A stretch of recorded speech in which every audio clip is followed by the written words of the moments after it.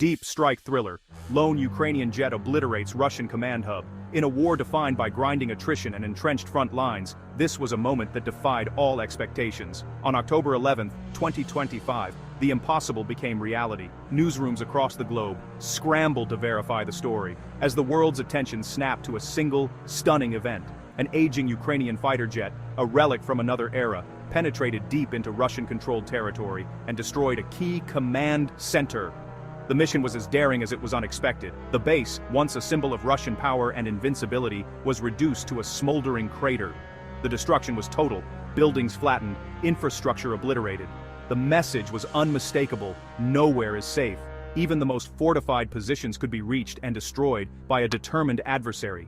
This wasn't a fleet of stealth bombers or cutting-edge drones, it was one determined pilot in a 30-year-old machine, flying against all odds. The mission was audacious, some called it suicidal. The pilot knew the risks, but also the stakes, a chance to change the course of the war. The target, a fortified logistics and communications hub, protected by layers of advanced air defenses, radar arrays, and anti-aircraft missiles. It was considered untouchable.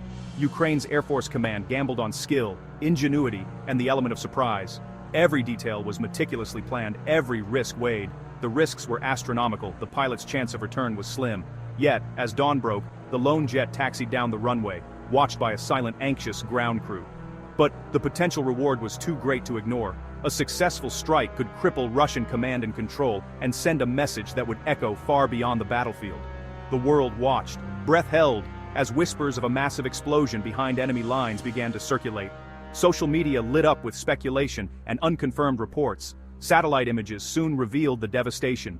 Buildings flattened, ammunition depots erupting in secondary explosions, fires raging out of control. The scale of destruction was undeniable. The operation shattered the perception of a static, grinding war. Suddenly, the front line seemed less permanent, and the balance of power less certain. Ukraine proved it could strike with precision and lethality anywhere. The world saw that ingenuity and courage could overcome even the most daunting defenses. The Russian command was shaken, forced to question their own security and technology. Their confidence, once unshakable, was now riddled with doubt. The Kremlin's silence was deafening. No official statements, no explanations, just a void where certainty used to be. They had been caught off guard. The shockwaves rippled through every level of the Russian military, from the front lines to the highest command. The world was about to learn how a single jet, flown by a pilot with nerves of steel, rewrote the rules of modern warfare. Analysts scrambled to understand what had happened and what might come next, and the questions were just beginning. How did it happen? What would Russia do in response? And could this be the turning point everyone had been waiting for?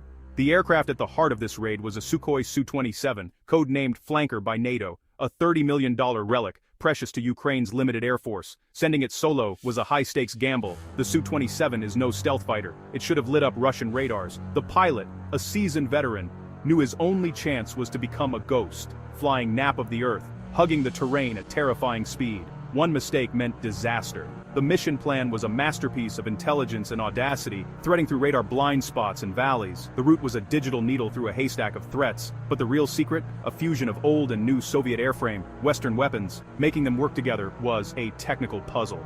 If solved, this aging fighter could become a giant killer. The stakes had never been higher. The challenge was daunting. How do you attach a modern American JDAM bomb packed with cutting-edge technology to a Soviet-era Su-27 fighter jet designed decades ago for a completely different kind of war? This was more than just a technical puzzle. It was a collision of two worlds, East and West, old and new. The jet's avionics spoke a different language, literally and figuratively. Every switch, every display, every wire was built for Soviet munitions, not American precision bombs. Ukrainian engineers became masters of improvisation, working long hours to build a custom pylon equipped with its own computer and GPS. They had to bridge decades of technological evolution, inventing solutions on the fly, often with limited resources and under immense pressure. This adapter was a marvel of ingenuity. It tricked the American bomb into thinking it was riding beneath an F-16, not a Soviet warplane. The bomb's sensors and circuits were convinced, ready to respond as if nothing was out of the ordinary. The pilot couldn't rely on advanced targeting pods or real-time guidance. Instead, target coordinates had to be carefully preloaded before takeoff, demanding absolute precision and trust in the ground crew's calculations. His mission was simple in theory but nerve-wracking in practice: fly to a precise point in the sky, at the right altitude and speed, and release the bomb at exactly the right moment. Once released, the custom pylon's electronics would take over, guiding the bomb on its way. The pilot could only hope everything worked as planned. It was a blunt but effective solution, never before tested under such extreme and dangerous conditions. Every mission was a leap of faith. Any glitch, no matter how small, could doom the mission, risking not just equipment, but lives and the outcome of the battle. The engineers had created a true hybrid monster, Eastern steel fused with Western silicon, a symbol of innovation born from necessity. Now it was up to the pilot, alone in the cockpit, to see if this unlikely creation could actually hunt and strike its target. The fate of the mission, and perhaps much more, rested on this fragile technological bridge, one that could collapse at any moment. Success or failure would echo far beyond the cockpit, shaping the future of warfare and the hopes of those on the ground.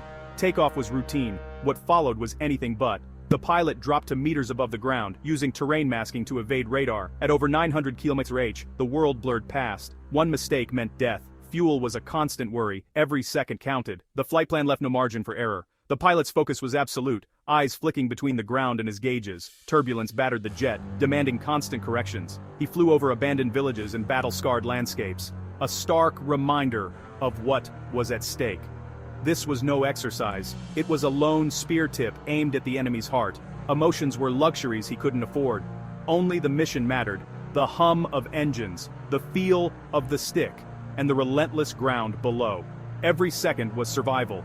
The razor's edge was getting thinner. As he neared enemy lines, the digital world turned hostile. The once familiar hum of the cockpit was now underscored by a sense of unease, every instrument a potential liability. The sky outside was deceptively calm, but inside, the threat was invisible and everywhere. Russian jammers, like the notorious Krasika, blinded GPS and scrambled his instruments. The cockpit, once a sanctuary of precision, became a battleground of flickering screens and distorted signals. Every beep and flash could mean disaster. The digital map died in an instant. The screen went dark, leaving him cut off from the digital lifelines he'd trained to trust. Suddenly, he was on his own, forced to rely on skills that felt almost archaic in the age of modern warfare. Mission planners had expected this. Electronic warfare was a certainty. He reverted to dead reckoning, a method as old as flight itself, tracing his route by memory and calculation. Stopwatch ticking, airspeed steady, heading locked in. His only guides were a paper map strapped to his knee and the analog dials before him. Each second was measured, each mile a calculation in his head. Landmarks, a river bend, a patch of dense forest, a railway line cutting through the landscape became his only signposts. He scanned the ground, matching features to his map, every detail a lifeline in the digital void. The jammers attacked more than navigation. They flooded his radar warning receiver with a barrage of false alarms. The cockpit filled with urgent tones and flashing lights, each one demanding attention, each one a possible threat. Was that a real threat, or just noise? The line between danger and deception blurred, forcing him to make split-second decisions with incomplete information. He had to trust his instincts, filtering chaos for the true signal. Training and experience became his shield, helping him separate the real dangers from the digital ghosts. Suddenly, a hydraulic warning light flickered, a new crisis layered atop the digital confusion. He rerouted fluid from a backup system, hands steady despite the stakes. The warning light went out for now, but he knew it could return at any moment. The jet was showing its age, every vibration and groan a reminder of years in service. The metal skin bore the scars of countless missions. Every system was under strain. The aircraft pushed to its limits by both the enemy and the relentless demands of the mission. He pressed on, knowing the next failure could be fatal. There was no turning back, only forward, through the gauntlet of electronic warfare and mechanical uncertainty. The digital minefield was as deadly as any missile, an invisible enemy that could strike without warning, leaving no trace but chaos. Survival depended on skill, luck, and nerves of steel.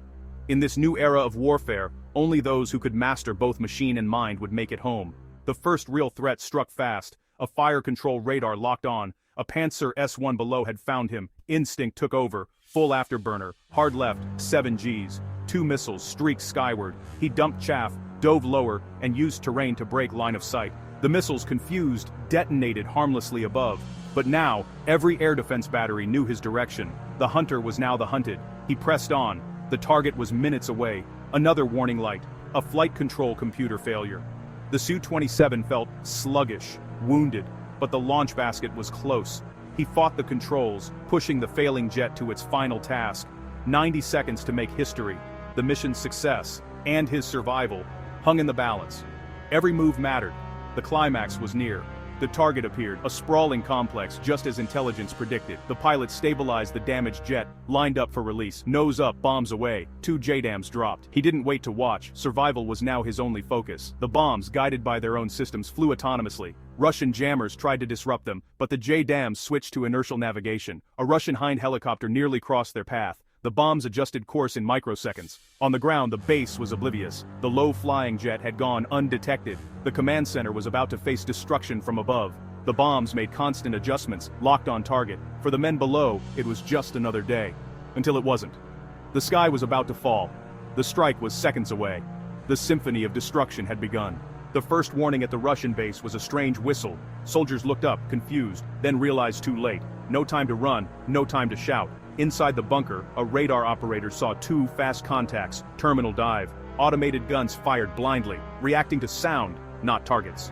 The bombs struck. One vaporized the communications building, the other collapsed the command bunker. Secondary explosions ripped through ammo depots and fuel farms. The base was obliterated in seconds. Defenses had failed, the reaction was too late. The Russian war machine lost a vital cog. The cost was catastrophic. The scramble was over before it began.